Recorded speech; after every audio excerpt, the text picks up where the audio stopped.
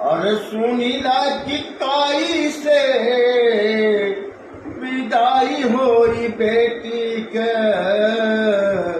और महंगा भयल बाटई, महंगा भइल बाटई समान सब घाई के समहंगा भइल बा।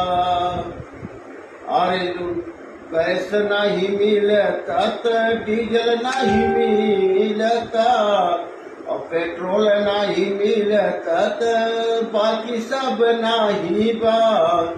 और एक चीज यही बिना सब महंगाई बा, कैसे का विदाई होए। अरे सुनी ना भैया लड़किन के कैसे का विदाई होए। अरे रोज सवेरे लाइन लगावई और गेहूं काटई वाले भाव बहुत खावई।